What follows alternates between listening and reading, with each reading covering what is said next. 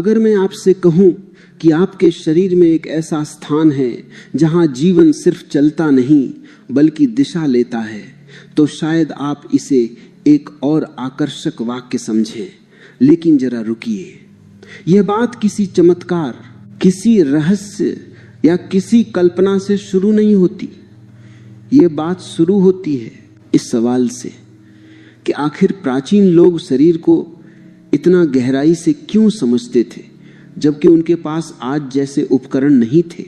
उन्होंने ऐसा क्या देखा था, क्या महसूस किया था कि शरीर के एक विशेष हिस्से को वे केवल संरचना नहीं बल्कि आधार मानते थे। ऐसा आधार जिस पर पूरा जीवन टिका है। सोचिए, अगर किसी इमारत की नींव अस्थिर हो तो ऊपर चाहे जितना सजावटी काम कर लिया जाए, इमारत में दरार आ ही जाती है। उसी तरह अगर शरीर का आधार असंतुलित हो तो मन, भाव, विचार और कर्म सभी में अस्थिरता आ जाती है। प्राचीन दृष्टि में शरीर केवल मांस और हड्डियों का ढांचा नहीं था। शरीर एक जीवित व्यवस्था था जहां हर भाग का संबंध पूरे अस्तित्व से था। कुछ हिस्से ऐसे माने गए जो केवल सहारा नहीं देते थे बल्कि संचालन करते थे। शरीर के सबसे निचले हिस्से में स्थित यह क्षेत्र केवल भार उठाने के लिए नहीं है। यह वह जगह है जहां शरीर की स्थिरता जन्म लेती है। जब कोई बच्चा चलना सीखता है तो उसका पूरा प्रयास इसी क्षेत्र को संतुलित करने का होता है। जब कोई वृद्ध गिरने लगता है तो सबसे पहले इसी क्षेत्र की शक्ति कम होती है। यह संयोग नहीं है, यह संकेत है कि जीवन की स्थिरता का सीधा संबंध इस हिस्से से है। प्राचीन समझ में इस हिस्से को इसीलिए महत्व नहीं दिया गया कि वहां कोई अलौकिक शक्ति छिपी है, बल्कि इसीलिए वहां से पूरे शरीर की व्यवस्था नियंत्रित होती है। यह हिस्सा शरीर और भूमि के बीच सेतु की तरह है। जितना यह सेतु मजबूत, शांत और संतुलित होता है, उतना ही पूरा शरीर सहज रहता है। लेकिन जैसे जैसे जीवन में भय, तनाव और असुरक्षा बढ़ती है, यह क्षेत्र सिकुड़ने लगता है। और जब यह सिकुड़ता है तो उसका असर केवल शरीर तक सीमित नहीं रहता। मन बेचैन होने लगता है, सांस उथली हो जाती है और व्यक्ति बिना कारण थकान महसूस करने लगता है। प्राचीन लोग इस बात को जानते थे कि शरीर की थकान हमेशा शरीर की वजह से नहीं होती। कई बार शरीर स्वस्थ होता है लेकिन जीवन में उत्साह नहीं होता। इसका कारण वे इस आधार क्षेत्र में असंतुलन मानते थे। जब यह क्षेत्र सुरक्षित महसूस नहीं करता तो पूरा शरीर सतर्क हो जाता है। सतर्कता का अर्थ है तनाव, और जब तनाव स्थायी हो जाता है तो वही जीवन का सामान्य भाव बन जाता है। यही कारण है कि पुराने समय में बैठने, खड़े होने, चलने और यहाँ तक कि सोने के तरीकों पर भी ध्यान दिया जाता था। यह केवल शिष्टाचार या अनुशासन नहीं था, यह शरीर को यह संदेश देने का तरीका था कि वह सुरक्षित है। जब शरीर को सुरक्षा का अनुभव होता है तो भीतर की व्यवस्था सहज रूप से खुलने लगती है। इसे किसी शक्ति का जागना कहना भ्रम पैदा कर सकता है। असल में यह शक्ति का लौटना है जो पहले से मौजूद थी लेकिन तनाव के कारण दब गई थी। इस हिस्से की संरचना ऐसी है कि यह रीढ़ की पूरी व्यवस्था को सहारा देती है। रीढ़ केवल हड्डियों की श्रृंखला नहीं है, यह शरीर का मुख्य संदेश मार्ग है। मन में उठने वाली हर प्रतिक्रिया, हर भय, हर उत्साह इसी मार्ग से शरीर में उतरता है। जब यह मार्ग स्वतंत्र होता है तो जीवन हल्का लगता है। जब यह मार्ग दबा होता है तो जीवन बोझिल लगता है। और इस मार्ग की स्वतंत्रता का पहला आधार यही निचला क्षेत्र है। प्राचीन दृष्टि में इस हिस्से को पवित्र कहने का अर्थ धार्मिक नहीं था। पवित्र का अर्थ था अति संवेदनशील। ऐसा स्थान जहां जरा सा असंतुलन पूरे ढांचे को प्रभावित कर देता है। जैसे आंखें पवित्र मानी जाती हैं क्योंकि उनका प्रभाव पूरे अनुभव पर पड़ता है, वैसे ही यह क्षेत्र पवित्र माना गया क्योंकि इसका प्रभाव पूरे जीवन पर पड़ता है।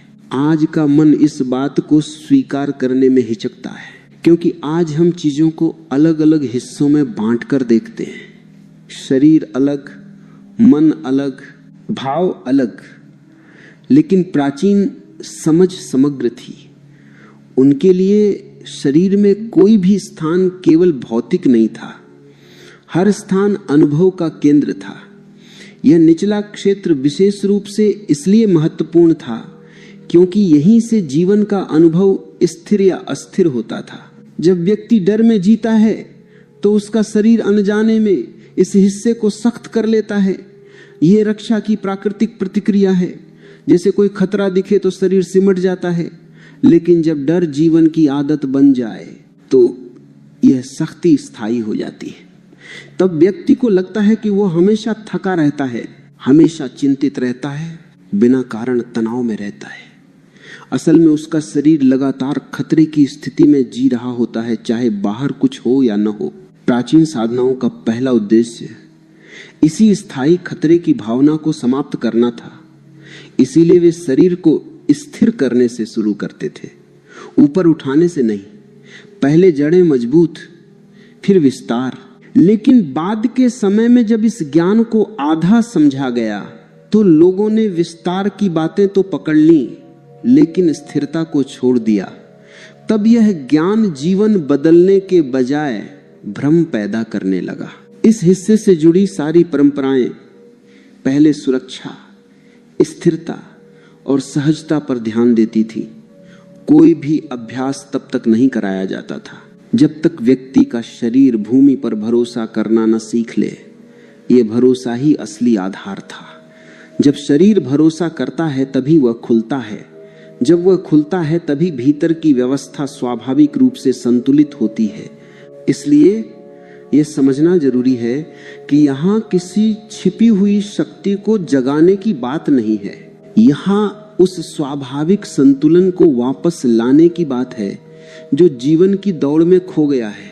जैसे किसी शांत झील में अगर पत्थर गिर जाए तो लहरें उठती हैं, लेकिन पत्थर हटाने की जरूरत नहीं होती, बस समय देने की जरूरत होती है। वैसे ही इस क्षेत्र को जब फिर से सहजता दी जाती है तो शरीर स्वयं ही संतुलन की ओर लौटने लगता है। जब कोई व्यक्ति यह समझने लगता है कि शरीर का आधार केवल सहारा नहीं बल्कि संकेत देने वाला केंद्र है, तब उसके भीतर एक नया सवाल जन्म लेता है।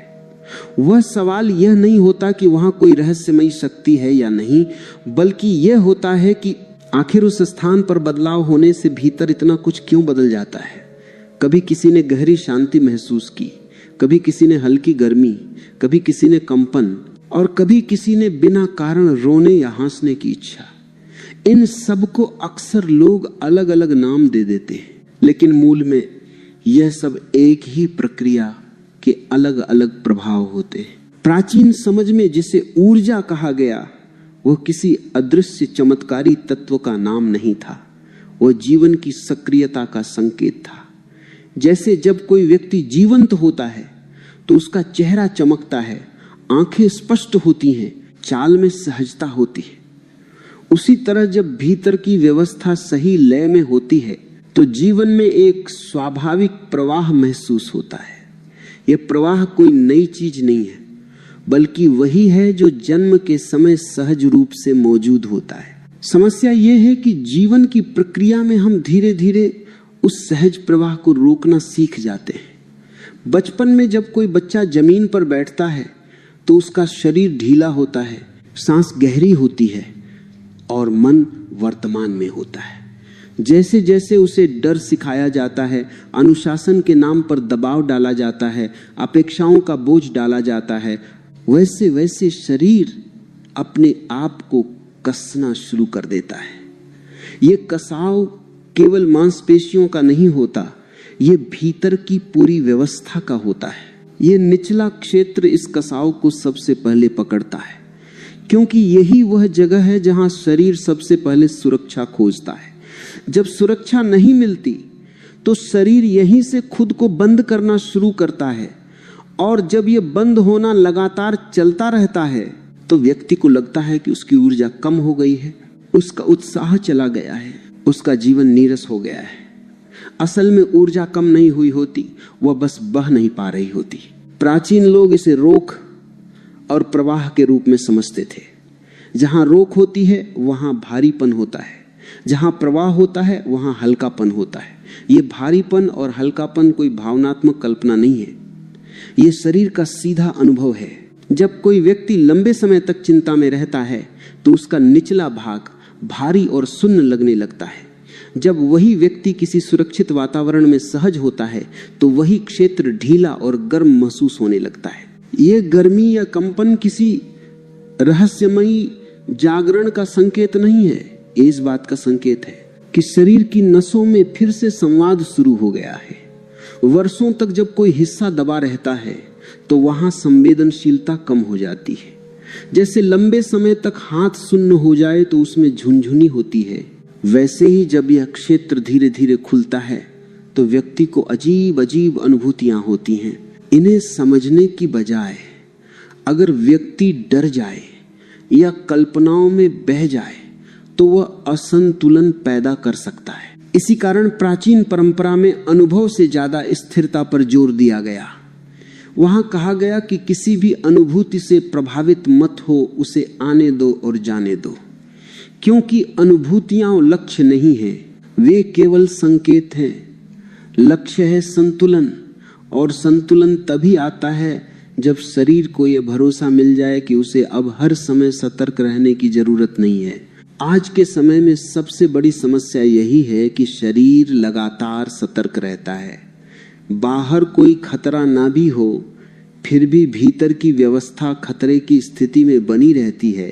ये लगातार सतर्कता निचले क्षेत्र को सख्त बनाए रखती है, और जब यह सख्ती बनी रहती है तो व्यक्ति चाहे जितना ध्यान लगाए, चाहे जितना सोच बदले, भीतर गहरी शांति नहीं आ पाती। क्योंकि शांति विचारों से नहीं आती, शांति सुरक्षा से आती है। यही कारण है कि केवल सोच बदलने से जीवन नहीं बदलता। जब तक शरीर उस बदलाव को स्वीकार नहीं करता तब तक वह परिवर्तन ऊपर ऊपर ही रहता है। प्राचीन साधनाओं में यह बात स्पष्ट रूप से समझी गई थी, इसलिए वे सबसे पहले शरीर को तैयार करती थीं, मन को नहीं। क्योंकि शरीर अगर तैयार नहीं है तो मन की कोई भी दिशा स्थायी नहीं हो सकती। यह निचला क्षेत्र शरीर की उस प्रणाली से जुड़ा है जो स्वतः काम करती है। सांस का चलना, दिल का धड़कना, पाचन का होना, यह सब सोच से नियंत्रित नहीं होता। जब यह प्रणाली संतुलित होती है तो व्यक्ति सहज महसूस करता है। जब यह असंतुलित होती है तो व्यक्ति बिना कारण घबराता है। और इस प्रणाली का सीधा संबंध उसी आधार क्षेत्र से है। जब कोई व्यक्ति लंबे समय तक बैठकर काम करता है, कम चलता है, उथली सांस लेता है और भावनाओं को दबाता है, तो यह क्षेत्र धीरे धीरे जकड़ जाता है। तब व्यक्ति को लगता है कि उसका जीवन ऊपर की ओर खिंच गया है। वह हमेशा सिर में रहता है, विचारों में रहता है, योजनाओं में रहता है, लेकिन जमीन से उसका संपर्क टूट जाता है। यही वह स्थिति है जिसे प्राचीन लोग असंतुलन कहते थे। इस असंतुलन को दूर करने का तरीका उन्होंने बाहर नहीं खोजा, उन्होंने भीतर के रास्ते से काम किया। वे जानते थे कि अगर शरीर का आधार शांत हो जाए तो ऊपर की सारी हलचल अपने आप शांत होने लगती है। जैसे अगर किसी पेड़ की जड़ें मजबूत हों तो आंधी में भी उसकी डालियां पूरी तरह टूटती नहीं। इसीलिए यहाँ किसी शक्ति को ऊपर उठाने की बात नहीं है, यहाँ उस बहाव को फिर से नीचे तक पहुंचाने की बात है जो वर्षों से ऊपर अटका हुआ है। जब वह बहाव नीचे तक आता है तो व्यक्ति पहली बार अपने शरीर में पूरी तरह उपस्थित महसूस करता है। यह उपस्थित होना ही असली परिवर्तन है। कई लोग इस स्थिति में पहुंचकर भ्रमित हो जाते हैं, उन्हें लगता है कि उनके साथ कुछ असाधारण हो रहा है, लेकिन प्राचीन दृष्टि में यह असाधारण नहीं था, यह सामान्य था। असाधारण तो यह है कि आज लोग इतने असंतुलित हो गए हैं कि संतुलन उन्हें चमत्कार लगता है। जब शरीर का आधार धीरे धीरे शांत होने लगता है और भीतर का बहाव लौटने लगता है, तब सबसे बड़ा खतरा बाहर से नहीं आता, भीतर से आता है। यह खतरा है अधूरी समझ का। मन तुरंत अनुभवों को पकड़ना चाहता है, नाम देना चाहता है, निष्कर्ष निकालना चाहता है। लेकिन प्राचीन दृष्टि में यही वह क्षण था जहां सबसे अधिक सावधानी की आवश्यकता मानी जाती थी, क्योंकि इस अवस्था में व्यक्ति अगर अनुभव का पीछा करने लगे तो वह संतुलन से फिर भटक सकता है। पुराने समय में जो अभ्यास सिखाए जाते थे उनका उद्देश्य अनुभव पैदा करना नहीं था। उनका उद्देश्य शरीर को इतना सहज बनाना था कि अनुभव अपने आप प्रकट हों और अपने आप विलीन हो जाएं। इसलिए उन तरीकों में कोई जल्दबाजी नहीं थी, न गति थी न प्रदर्शन। वहां एक गहरी समझ थी कि शरीर को आदेश नहीं दिए जाते, शरीर को सुना जाता है। शरीर जब लंबे समय तक दबा रहता है तो वो अपनी भाषा भूल जाता है। फिर जब वो खुलना शुरू करता है तो वह संकेतों के माध्यम से बात करता है। कभी थरथराहट, कभी भारीपन, कभी हल्कापन, कभी भीतर उठती भावनाएं। ये सब संकेत हैं कि भीतर की व्यवस्था खुद को पुनर्गठित कर रही है। लेकिन अगर व्यक्ति इन संकेतों को लक्ष्य बना ले तो वही प्रक्रिया रुक जाती है। इसी कारण पुराने अभ्यासों में एक नियम था कि शरीर के साथ कुछ भी किया जाए लेकिन मन को साक्षी ही रखा जाए। मन को संचालक नहीं बनाया जाता था, क्योंकि मन नियंत्रण चाहता है और शरीर भरोसा चाहता है। जहां नियंत्रण आता है वहां भरोसा टूटता है, और जहां भरोसा टूटता है वहां आधार फिर से सख्त होने लगता है। यहां यह समझना आवश्यक है कि पुराने अभ्यास किसी विशेष परिणाम के लिए नहीं थे, वे परिणामहीन थे। उनका मूल्य परिणाम में नहीं, प्रक्रिया में था।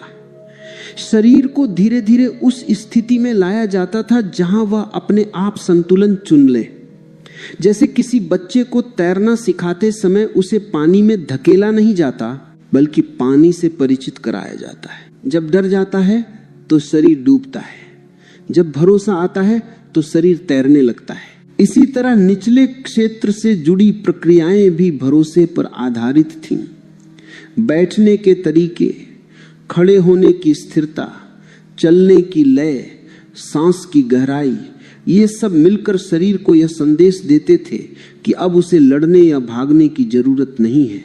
जब यह संदेश लगातार मिलता रहता है तो भीतर की व्यवस्था अपने आप खुलने लगती है। आज लोग अक्सर यह पूछते हैं कि कौन सा तरीका सबसे शक्तिशाली है, लेकिन प्राचीन समझ में शक्ति का अर्थ अलग था। वहां शक्ति का अर्थ था सहनशीलता। जितना शरीर सहज रूप से ठहर सकता है उतनी ही उसकी शक्ति मानी जाती थी। जो शरीर थोड़ी सी असुविधा में सिकुड़ जाए उसे कमजोर माना जाता था, चाहे उसमें कितना भी बल क्यों न हो। इस दृष्टि से देखें तो पुराने अभ्यास शरीर को सहनशील बनाते थे, न कि उत्तेजित। वे भीतर आग नहीं जलाते थे, वे भीतर की उथल पुथल को शांत करते थे। इसलिए वे बहुत साधारण दिखाई देते थे, लेकिन उनकी सादगी के पीछे गहरी समझ थी। वे जानते थे कि जीवन में स्थिरता आए बिना कोई भी ऊंचाई टिक नहीं सकती। जब यह क्षेत्र धीरे धीरे खुलता है तो व्यक्ति के भीतर एक नया अनुभव जन्म लेता है। वह अनुभव है भरोसे का, ऐसा भरोसा जो किसी व्यक्ति, परिस्थिति या विचार पर निर्भर नहीं होता। यह भरोसा शरीर में होता है। तब व्यक्ति को यह महसूस होने लगता है कि वह जमीन पर टिका हुआ है, जीवन में टिका हुआ है। इस स्थिति में निर्णय स्पष्ट होते हैं, प्रतिक्रियाएं कम होती हैं और जीवन में एक स्वाभाविक गरिमा आ जाती है। लेकिन यहाँ एक और भ्रम पैदा होता है। कुछ लोग इस स्थिति को स्थायी मान लेते हैं और प्रयास छोड़ देते हैं, जबकि प्राचीन दृष्टि में इसे भी एक चरण माना गया था। शरीर एक जीवित प्रक्रिया है, उसे निरंतर देखभाल चाहिए। अगर व्यक्ति फिर से पुराने ढर्रे में लौट जाए, लंबे समय तक असंतुलित ढंग से जीने लगे, तो यह क्षेत्र फिर से सख्त हो सकता है। इसलिए पुराने समय में जीवन शैली को ही अभ्यास माना गया, अलग से अभ्यास नहीं। खाने का तरीका, सोने का समय, बोलने की गति, चलने की चाल, ये सब उस आधार को प्रभावित करते हैं। तेजी, अधैर्य और दिखावा इस क्षेत्र को फिर से जकड़ देते हैं, जबकि धीमापन, स्पष्टता और ईमानदारी इसे खुला रखते हैं। इसीलिए पुराने साधक बहुत कम बोलते थे, बहुत धीरे चलते थे और बिना कारण कुछ भी नहीं करते थे। यह कोई नियम नहीं था, यह शरीर की आवश्यकता थी। यह भी समझना जरूरी है कि इस प्रक्रिया में भावनाएं ऊपर आती हैं। कई बार पुराने डर, पुराने दुख, पुराने दबे हुए अनुभव अचानक उभर सकते हैं। यह किसी गड़बड़ी का संकेत नहीं है, यह संकेत है कि शरीर अब उन्हें ढोना नहीं चाहता। लेकिन अगर व्यक्ति इन भावनाओं से डर जाए या उन्हें दबाने की कोशिश करे तो प्रक्रिया फिर से रुक जाती है। इसलिए पुराने समय में भावनाओं को आने दिया जाता था, लेकिन उन्हें कहानी नहीं बनाया जाता था। ये एक सूक्ष्म अंतर है। भावनाओं को महसूस करना और भावनाओं में डूब जाना, ये दोनों अलग बातें हैं। महसूस करना शरीर को हल्का करता है, डूब जाना शरीर को फिर से बांध देता है। इसलिए साक्षी भाव को सबसे अधिक महत्व दिया गया। साक्षी होने का अर्थ था कि जो भी हो रहा है उसे बिना हस्तक्षेप देखना। जब यह साक्षी भाव स्थिर होता है तो शरीर और मन के बीच का संघर्ष समाप्त होने लगता है।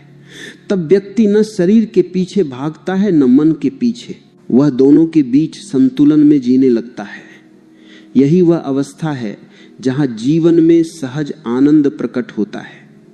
यह आनंद किसी विशेष कारण से नहीं होता, यह कारणों के बिना होता है। यहां यह स्पष्ट कर देना आवश्यक है कि यह सब किसी रहस्यमयी मार्ग की बात नहीं है। यह शरीर की स्वाभाविक बुद्धि की बात है। शरीर जानता है कि उसे कैसे संतुलित होना है। समस्या तब पैदा होती है जब हम उस बुद्धि पर भरोसा नहीं करते। पुराने अभ्यासों का काम केवल इतना था कि वे उस भरोसे को वापस लाएं। जब शरीर का आधार शांत होने लगता है, जब भीतर की गांठें धीरे धीरे ढीली पड़ती हैं, तब जीवन के प्रति व्यक्ति का रवैया अपने आप बदलने लगता है। ये बदलाव किसी संकल्प से नहीं आता, न किसी सोच को पकड़ने से। ये बदलाव आता है शरीर के अनुभव से। व्यक्ति महसूस करता है कि अब उसे हर बात के लिए तैयार रहने की जरूरत नहीं है, हर समय चौकन्ना रहने की जरूरत नहीं है। यह एहसास भीतर गहराई तक उतरता है और वहीं से जीवन की दिशा बदलने लगती है। आज का मनुष्य सबसे ज्यादा जिस चीज से जूझ रहा है वह है निरंतर तनाव। यह तनाव किसी एक कारण से नहीं होता, यह जीवन की पूरी गति से पैदा होता है। जल्दी उठना, जल्दी पहुंचना, जल्दी साबित करना, जल्दी आगे बढ़ना, ये जल्दी शरीर के उस आधार को लगातार संदेश देती है कि समय कम है, खतरा पास है, ठहरना सुरक्षित नहीं है। और जब यह संदेश दिन ब दिन मिलता रहता है तो शरीर उसे सच मान लेता है। शरीर सच और कल्पना में अंतर नहीं करता। अगर मन लगातार यह सोचता है कि कुछ गलत हो सकता है तो शरीर वैसे ही प्रतिक्रिया करता है जैसे सच में कुछ गलत होने वाला हो। यही कारण है कि आज लोग बिना किसी वास्तविक संकट के भी भीतर से डरे हुए रहते हैं। ये डर दिखाई नहीं देता लेकिन शरीर में जमा रहता है, और ये डर सबसे पहले उसी निचले क्षेत्र में अपना घर बनाता है। जब यह क्षेत्र लंबे समय तक सख्त रहता है तो व्यक्ति जमीन से कटा हुआ महसूस करता है। वह जीवन में होते हुए भी जीवन में नहीं होता। उसके विचार बहुत होते हैं, योजनाएं बहुत होती हैं, लेकिन भीतर एक खालीपन रहता है। यह खालीपन किसी उद्देश्य की कमी से नहीं होता, यह आधार की कमी से होता है। जैसे कोई व्यक्ति नाव में बैठा हो लेकिन नाव पानी को ठीक से न छू रही हो। इस स्थिति में लोग बाहर समाधान खोजते हैं। कोई काम बदलता है, कोई जगह बदलता है, कोई संबंध बदलता है, लेकिन भीतर की बेचैनी बनी रहती है क्योंकि समस्या बाहर नहीं है। समस्या यह है कि शरीर ने जमीन पर भरोसा करना छोड़ दिया है, और जब तक यह भरोसा वापस नहीं आता तब तक कोई भी बाहरी बदलाव गहरा संतोष नहीं दे सकता। प्राचीन समझ इसी बिंदु पर सबसे अधिक प्रासंगिक हो जाती है। वह यह नहीं कहती कि जीवन से भागो, वह यह भी नहीं कहती कि जीवन को जीत लो। वह कहती है कि जीवन में पूरी तरह उतरो। लेकिन पूरी तरह उतरने के लिए शरीर का नीचे से खुला होना जरूरी है। अगर शरीर ऊपर की ओर खींचा हुआ है तो व्यक्ति हमेशा आधा अधूरा जीता है। जब ये आधार शांत होता है तो व्यक्ति का संबंध समय से बदल जाता है। उसे हर चीज तुरंत नहीं चाहिए होती, वो प्रतीक्षा कर सकता है, और प्रतीक्षा कोई कमजोरी नहीं होती, यह भीतर की स्थिरता का संकेत होती है। जो व्यक्ति भीतर से अस्थिर होता है वही जल्दी करता है, जो भीतर से स्थिर होता है वही ठहर सकता है। यहीं से जीवन में स्पष्टता आती है, निर्णय लेना आसान हो जाता है, क्योंकि निर्णय अब डर से नहीं आते, वे स्थिति की समझ से आते हैं। व्यक्ति कम बोलता है, लेकिन जो बोलता है उसमें वजन होता है। वह कम करता है, लेकिन जो करता है उसमें पूरा होता है। यह पूरा होना किसी आदर्श से नहीं आता, यह शरीर की उपस्थिति से आता है। आज लोग अक्सर कहते हैं कि वे अपने शरीर में नहीं रहते, वे अपने मन में रहते हैं। लेकिन मन में रहने का अर्थ है हमेशा कहीं और होना, शरीर में रहने का अर्थ है यही होना, और यही होना तभी संभव है जब शरीर का आधार सहज हो। जब ये आधार सहज होता है तो व्यक्ति अपने पैरों में वजन महसूस करता है, अपने बैठने में स्थिरता महसूस करता है, अपने खड़े होने में भरोसा महसूस करता है।